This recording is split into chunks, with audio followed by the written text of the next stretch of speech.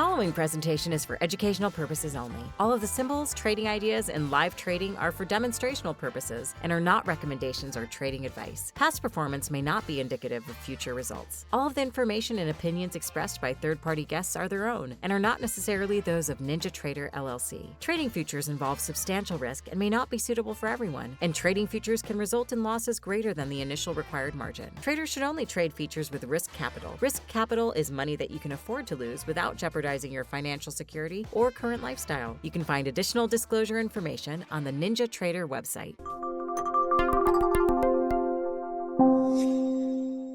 All right, everybody, we are back. This is Michael Burke with NinjaTrader. Today, we have a very special guest, Rob Mitchell with Indicator Smart. Rob, thanks for being with us. Hey, thanks, Mike. Thanks for having me on.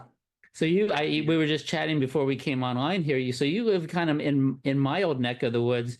My family used to race horses at Del Mar, so we had a ranch in Vista out in the hills. I don't think those are hills anymore. I think it's all residential now. But in those days, it was all nice, beautiful rolling hills. We had a little horse ranch there, and it's just great weather, like you were saying. Yeah, Vista is a stunning place. It's actually, I've read that it's one of the most temperate climates in the world there. But I notice here, I'm in Carlsbad here, but I notice when I go over to Vista to a friend's house, it's always a little nicer over there. The weather's always a little nicer. That's funny. We have a marine layer here, so when the sun comes up, it doesn't burn off till later. We're a little cooler in the hot part of the year, I think, and then yeah. Vista. I agree with you. It's just fantastic weather in that northern San Diego area. So, so Rob, it's great to have you back. You were on before with Tom. I am going to push the link to that video into the chat here in a minute. Okay. But for the people who are new here, just kind of give us a couple of minutes on, how you got started in the futures business. Maybe touch on the Robbins Championship a little bit, but yeah, just kind of tell us how you got to where you are right now. Oh boy. I started in 2 trading. minutes. I started my first trading in like 1979, and starting in when I was in university still, I started developing automated trading systems. That was back before there was any software for doing anything like that.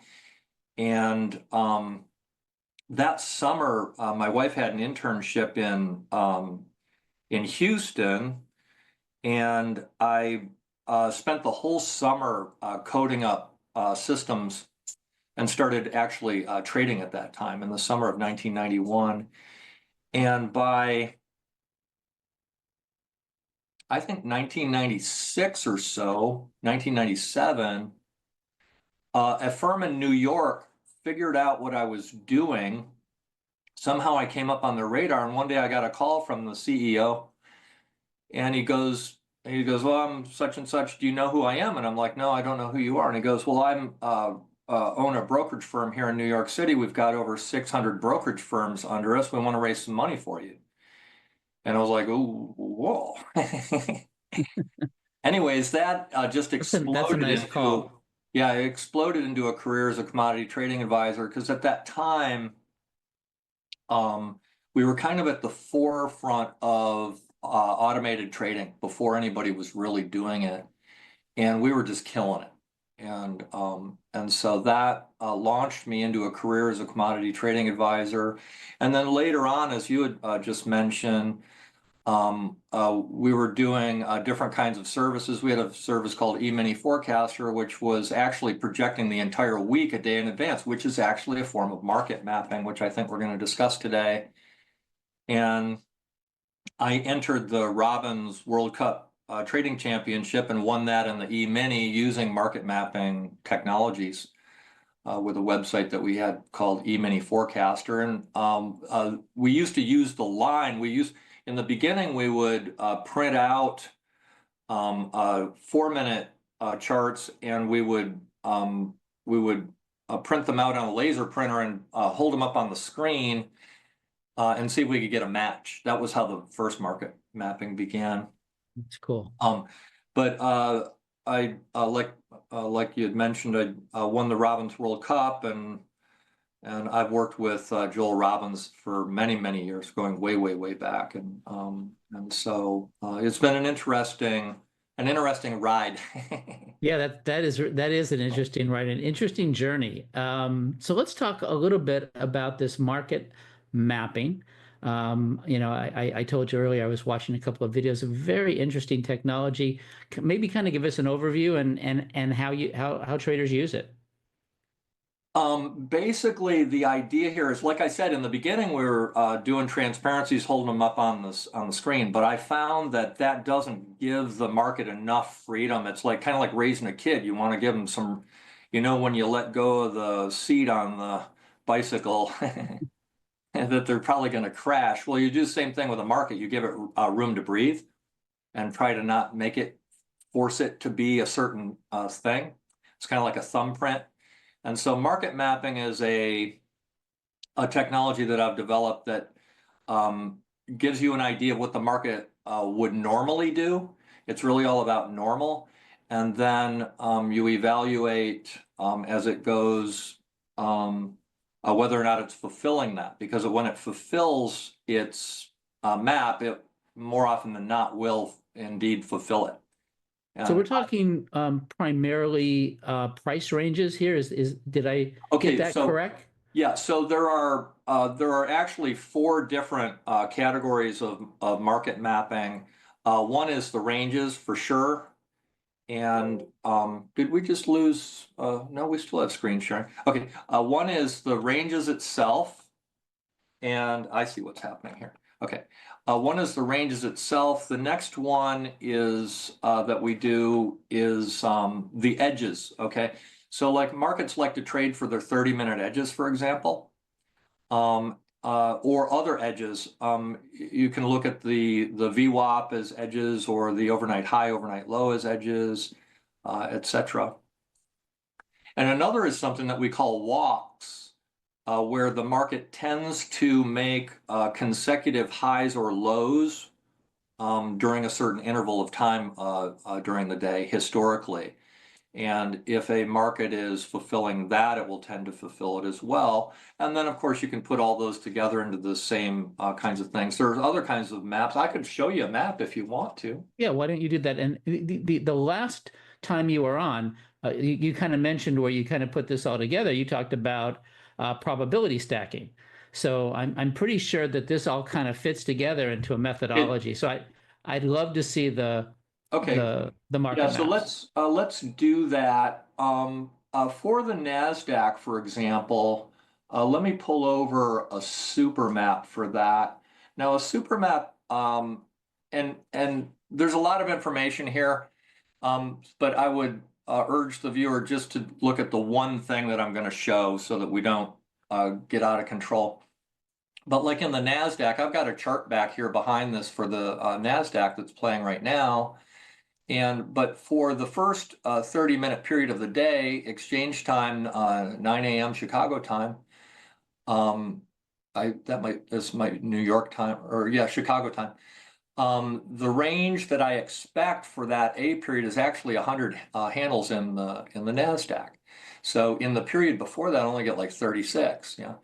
Sure. And then, but this particular map shows me what I would expect going back in time over those periods. But the simplest one is just this range one cell right here. I glance at that at the before that commences, and as long as I've made that 36 right there in the prior period, I'm expecting that 108. And then, of course, the question is, if you knew you were going to go 108 handles in the next period, could you figure, because then you have to take it to the next question. And the next question, of course, is what can I do with that information? If you don't take it to that, it's just a number, And so, but this is for a Monday. Let me get this over onto the right day. I thought I had this changed, but yeah. So today I expected 102, as long as I had that 42 right there. And then for if you don't get the 42, then the column A is a little less. And if you get more than 42, does that number go up a little bit? I won't let it go up because it's all about minimums. Got it. So, Makes sense.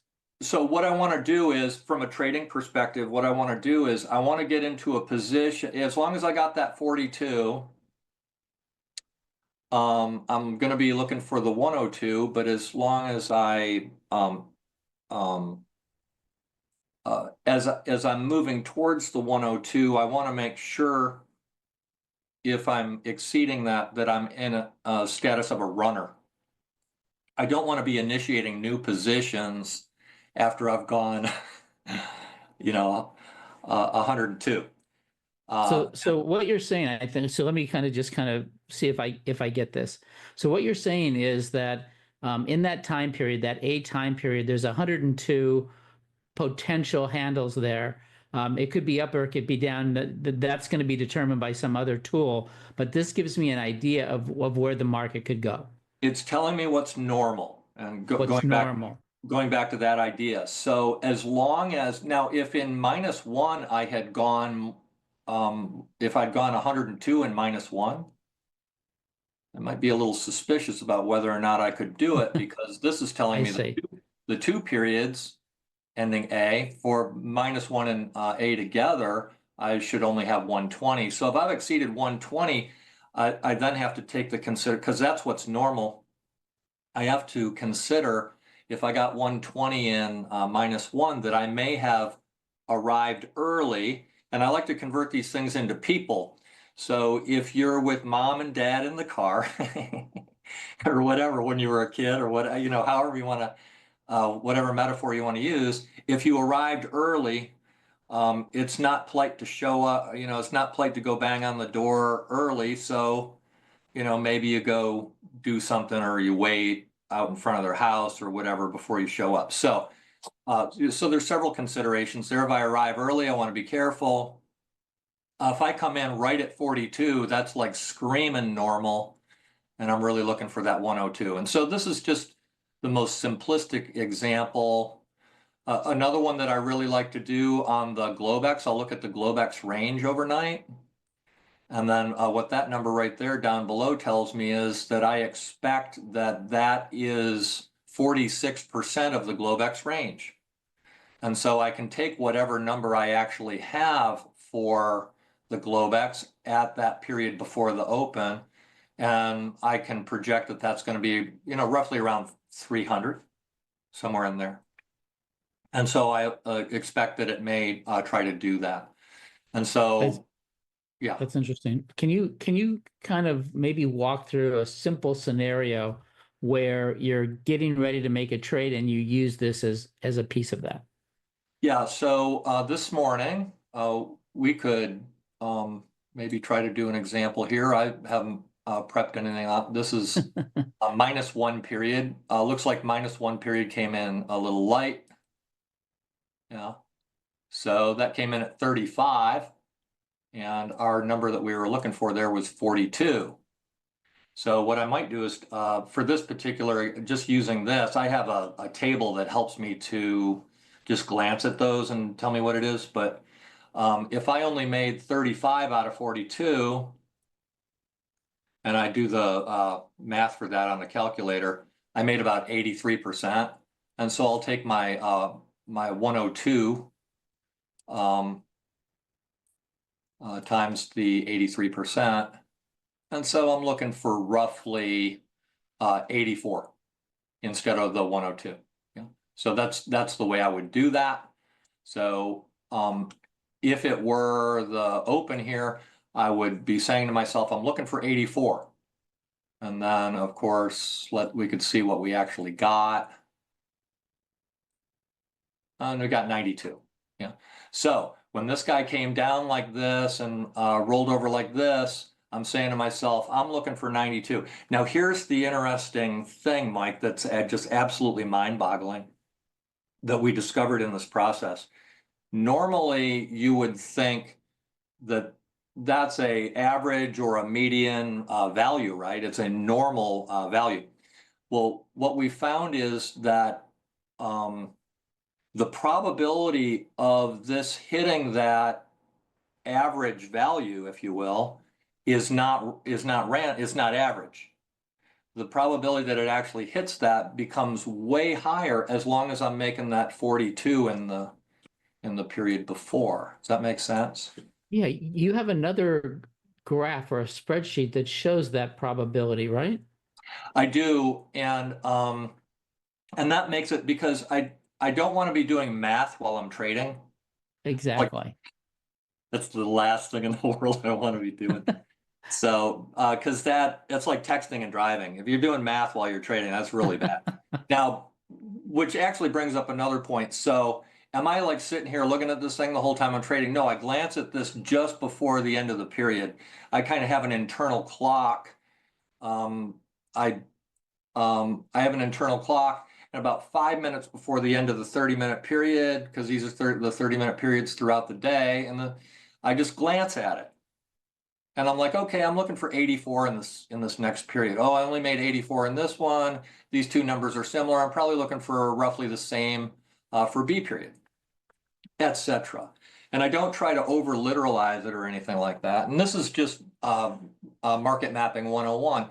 And as long as I'm following that, it will tend to continue following it at a probability way higher than average. And so that's the trick, is that we've found where average is no longer average, is really what we've done with that. Super. Can you share the amount of history that's used to build this? This particular table is only using 10 data points.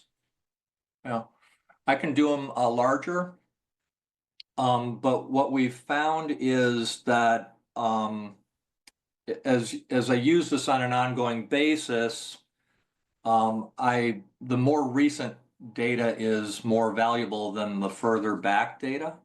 And Oh, so, I completely agree with that. So yeah, you always wanted, the market's always changing and you want to look at the most recent data. I totally agree yeah, with that. yeah. I've always kind of used that in my back testing as well. Well, I right. never really understood back testing 10 years ago when the Well, market was completely different 10 years ago than it is today. and that, yeah, we could spend like a whole session on that. I bet we could. From a researcher perspective, I don't actually do back testing. What we do is we look at the market and we identify the patterns within it, and then we confirm what we're observing, which is how you're supposed to do, science. Yes. You observe, you don't sift through a bunch of data, and then because where you're doing that, you can run into the situation where random is random. And I don't want to trade random. I want to trade non-random. The question is, and that goes back to that earlier example. If I made my 120 before I got to A, then I know I'm definitely not random anymore. And so I want to. But this is one really good example. Actually, we could do it with this one as well, because we talked about what are the different things that we can do with market mapping. Well, one is the ranges. Well, the next one is that I expect to take out the prior period at 100%. Yeah. Now, of course, that's not a guarantee. That's what it has done in the past, is that the A period for the day in the NASDAQ, and and I know from using this for long periods of time that actually goes way back further than that. So A period is here, and I expect A period to take out -1, -2, -3, -4, -5, usually all the way back to -8 or even more for the NASDAQ. I will expect it to take this out. And because those numbers are what they are, I expect it to actually do it in the same direction. Again, this is market mapping 101. So I came in at this number, I interpolated it to 92. I do that just at a glance, and I don't get all caught up in the math. And I want to trade this for that end result. And so that's how I would trade it. But at the same time, I'm looking for it to take this -1. So if I can figure out a reasonable trading opportunity up in here, I might trade for that, or etc. So the trading method itself is an entirely different thing. Now, this is where the probability stacking comes in. I'm expecting to take the -1 edge, when I failed to take that -1 edge up in here and started coming this way, I start knowing that it's going to try to do it on the other side. I know that A period is expected to be, what do we have, like at least 3 times roughly, 2.5 to 3 times what the -1 is. And so as it comes that way, I might be looking for my order flow. I call this when it comes, we didn't complete this on the last session, but as this order flow metric comes out of this yellow box, I call it coming out of the box right there, and the momentum's going with it. You want the momentum going in your direction and everything else. You see if you can find yourself a trading opportunity towards that expected outcome of taking the prior range and of meeting the expected range of, I think we had about 84 or something like that. And then I mean, next, traders don't really think of magnitude like this very often. This is really a unique way of being able to set where you expect the market to go. Everybody sets stop losses, but everyone's always a little bit, shaky on how far can this market move. And this is just a really, cool way of making those measurements. yeah, in the NASDAQ in particular, and when we did this a couple weeks ago, I pulled this up because they were talking about the NASDAQ before I came in. But the magnitudes of, like you had just said, in this particular market are staggering. It's really staggering. But you also have to be careful because this bad boy moves. You have to be real careful. Yeah. And so, the skill set of trading in this kind of environment, you have to be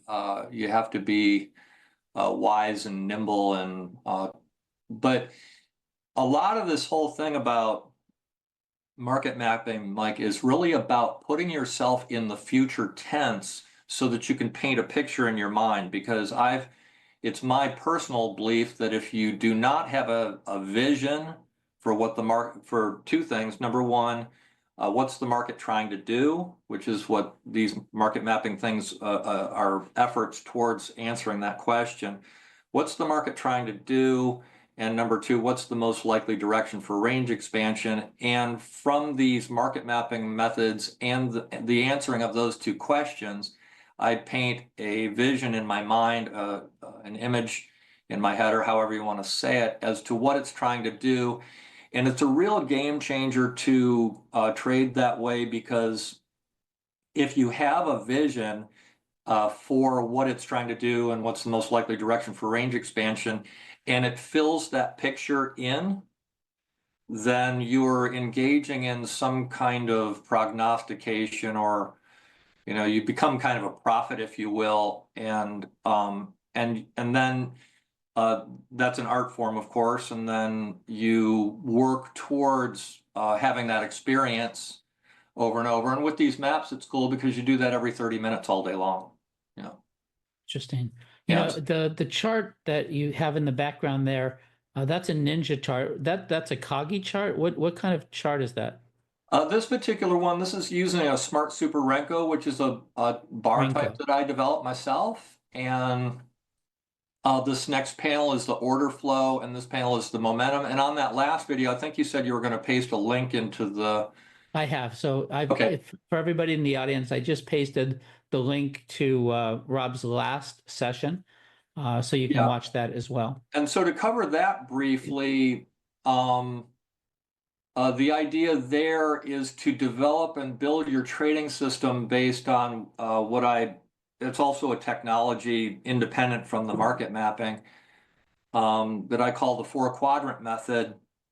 And that's based on Bayes' theorem. And we discussed that in the last thing. But the idea is on these 3 panels that you see on this chart, one is price action. And then you always want to ask yourself the question, is there a participant that's interested in price action? Well, absolutely. So there's people. I can convert that into people. Are there people that are trading order flow, or at least is order flow driving the market? Yes, there are participants for that. Are the people trading in momentum and all the various patterns I can get on the momentum? Because I want to get somebody on my side. Now, I will tell you, when you do this market mapping for any length of time, you will see these things hit these numbers and they'll hit them and they'll either stall or they'll go the other way. And you're aligning yourself with, as we can see, particularly with the NASDAQ here where it's exaggerated, you're aligning yourself with institutions that know these numbers. Yeah.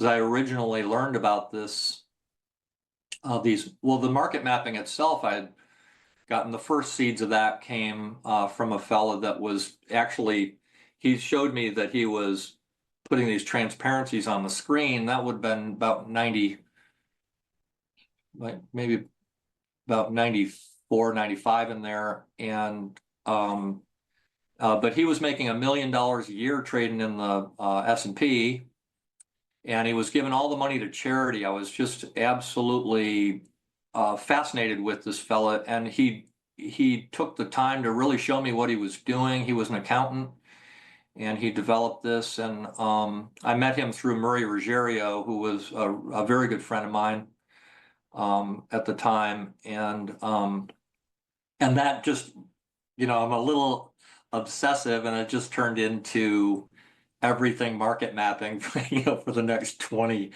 25 years or however long it's been here. But That's yeah, a name I haven't heard for a while. In my previous life, I knew Murray very well as well. So I just loved Murray. We became very good friends. We'd spend hours and hours on the phone together. He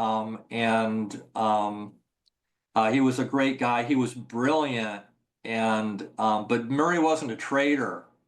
So I had to go from Murray having an IQ that's like 7 levels above what I can handle to learning to trade. But Murray was definitely a big part of that for me. He would say little things to me that just really changed the way I think about trading.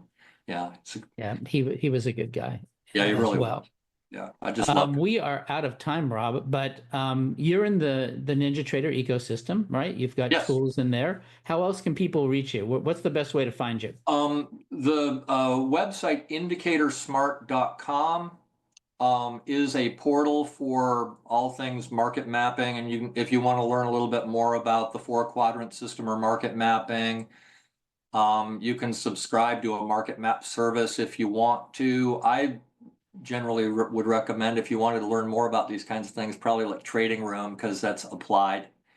But indicatorsmart.com is the hub. That's the hub. So, Well, this has been fun. I really appreciate you being here. yeah, thank you.